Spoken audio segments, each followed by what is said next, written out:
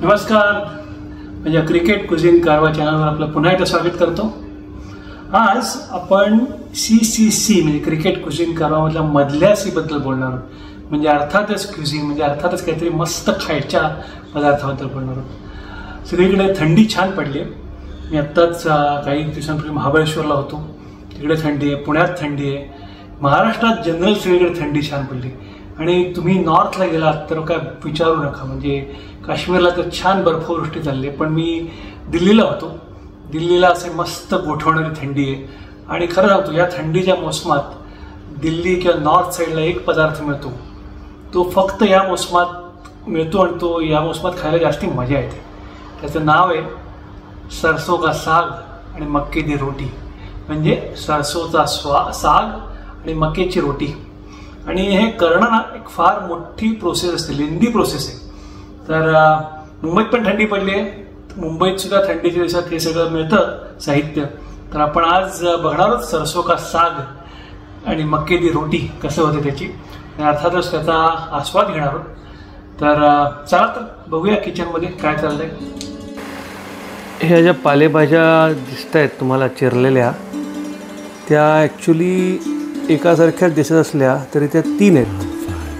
हा पहिला जो पोर्शन आहे हा आहे सरसो. हे इथे दिसतं आहे हे बथुआ, थोडंसं वेगळं आहे बघा, बथुआ. आणि हा आपला नेहमीचा पालक. तर हे कशा करता चाललं आहे, तर तुम्ही जर का नॉर्थला गेलात तर या मोसमात म्हणजे साधारण डिसेंबरपासून पुढे जेव्हा थंडी चालू होते तेव्हा सरसो का साग आणि मक्के दी रोटी हे आपण बऱ्याच चित्रपटात पण बघितलं असेल.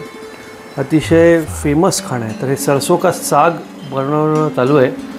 खूप मोठी प्रोसेस असते, त्याला स्लो कुकिंग म्हणतात, कारण ते जवळजवळ 2-1 तासाची प्रोसेस आहे. तर हे सगळं जे चिरलेलं आहे ते लसूण आणि बाकीच्या गोष्टी घालून असं स्लो मंद आचेवर थोडक्यात उकळत ठेवावं लागतं 2 तास. आणि त्याच्यात एक नंतर जाणारा प्रकार असतो तो म्हणजे हे बघा इथे उकळत आहे ते शलगम. शलगम म्हणजे थोडक्यात बीट वगैरे प्रकारचं भावंड वाटतं आणि शलगम असं दिसतं. ते शलगम आणि चण्याची डाळ हे शिजवलं जातं आहे. हे सगळं एकत्र करून नंतर परत एक स्लो कुकिंग होतं. त्याला म्हणतात की सरसो का साग तयार व्हायची प्रोसेस. आता हे बघा आपण हे 2 भागात करतो आहे, कारण एवढं पाला एकत्र शिजणं कठीण असतं. त्यामुळे 2 भागात हे कुकिंग चाललं आहे. आणि आता हे परत इकडं मंद आचेवर आपण ठेवतो आहे शिजवत.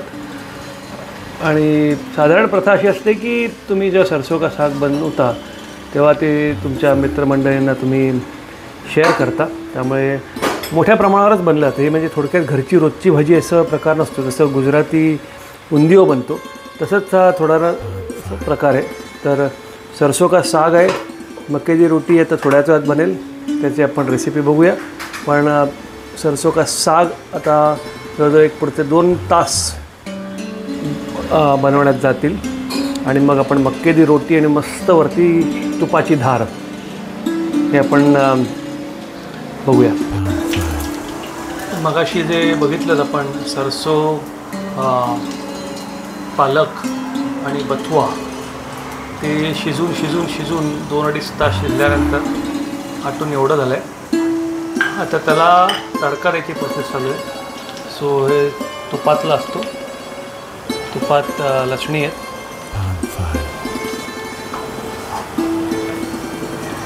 इन द मीन टाईम मक्के दी रोटी म्हणजे मक्याची रोटी थोडक्यात त्याचं पीठ मळून झालेलं आहे. आता या फोडणीत तुपाच्या फोडणीत लसूण, आता लाल तिखट घातलं जाईल आणि मग सगळी फोडणी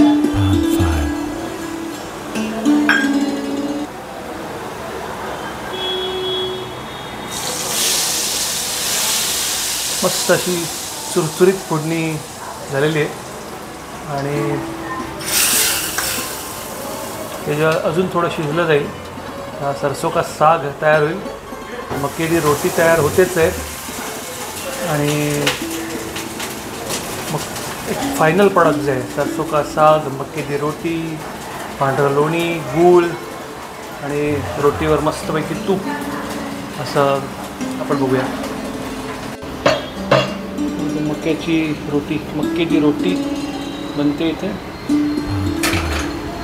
मस्त त्याच्यात तूप सोडून मक्याची रोटी, मागे सरसों का साग तयार आहे. आता आपण त्याचं प्लेटिंग बघूया. सो तुम्ही बघाल तर मस्त मक्याची रोटी, त्याच्यावरती अगदी होममेड लोणी, गूळ आणि सलाडमध्ये कांदा, गाजर आणि मुळा हे मस्त असतं. त्याचप्रमाणे हे सरसों का साग आणि दाल फ्राय असं हे पूर्ण मेन्यू आहे.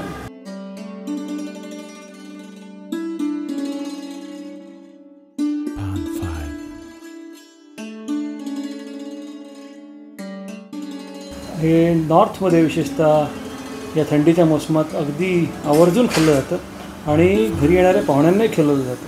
त्यामुळे आता आपण बनवलं आहे, हे बघा एवढ्या प्रमाणात बनवलं आहे. त्यामुळे नक्कीच आम्ही पण आमच्या मित्रमंडळींना हे शेअर करू. मगाशी जे आपण प्लेटिंग बघितलं, आता मी खातोय.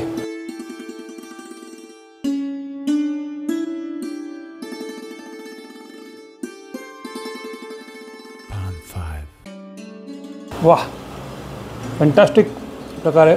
सो गर्ल्स, मराठीत बोला. काय खाताय तुम्ही? सरसों का साग आणि मक्के की रोटी. कसं आहे? Very good. मस्त आहे, खूप मस्त आहे. कसं छानू? मला खूप आवडलं, खूप आवडलं. ईशा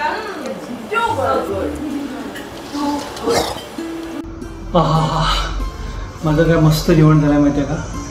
ते मक्केची रोटी, सरसों का साग आणि सलाड बरोबर, म्हणजे कांदा, मुळा, गाजर आणि दाल फ्राय. इतकं सुंदर जेवण ना, म्हणजे गरम गरम मक्याची रोटी अशी तव्यावरनं पाण्यात घ्यायची, त्याच्यावर तसा मस्त पांढरा शुभ्र लोण्याचा गोळा सोडायचा, ते लोणी असं छान सगळीकडे घेता येतं. आणि मग त्या रोटीचा तुकडा मोडून त्या मगाशी दाखवलं ना, त्या चुरचुरीत लसणाच्या फोडणी सकट ते सरसों का साग खायचं. खरं सांगतो, थंडीच्या दिवसात याच्यासारखं उत्तम खायचा पदार्थ नसेल. तुम्ही जर का दिल्ली चंदीगड साईडला गेलात तर आवर्जून खाऊन बघा. आणि हां, ते मगाशी सांगायचं विसरलो, जेव्हा शेवटी जो एक गुळाचा खडा आहे ना, तो मात्र विसरू नका. गुळाचा खडा आणि वरती तूप हे खाऊन मस्त तोंडात सोडलं ना, त्यासारखं एक उत्तम डेझर्ट नसेल, जगात उत्तम डेझर्ट नसेल गुळतूप. तर मुंबईत सुद्धा आता या मोसमात, म्हणजे जानेवारी फेब्रुवारीमध्ये या सगळ्या भाज्या बाजारात मिळतात. जरा एकदा फेरफटका मारून बघा आणि जरूर घेऊन या. तुम्हाला रेसिपी दाखवलीच आहे, त्याप्रमाणे करून बघा. उत्तम मक्केची रोटी, सरसों का साग, वरती जमलं तर एक लस्सीचा पण प्याला भरा आणि झालं जेवण करून. त्याच्यानंतर मात्र 2 तास झोपायची फक्त तुमची तयारी असली पाहिजे. तर आजचा व्हिडिओ कसा वाटला तुम्हाला तुम्ही कॉमेंट्समध्ये सांगा. आवडला असेल तर लाईक करा. माझा चॅनल क्रिकेट कुझिन कारवाला भेट देत राहा, शेअर करा, चॅनल सबस्क्राईब करा. आणि आपण आता क्रिकेट कुझिन कारवामध्ये पुढच्या कुठचा येतो याच्यात थोड्याच काही दिवसातच भेटू. कदाचित तो क्रिकेटला असेल, कदाचित तो कारवा असेल, पण आपण भेटत जरूर जाऊ. तर चॅनलला भेट देत राहा. धन्यवाद.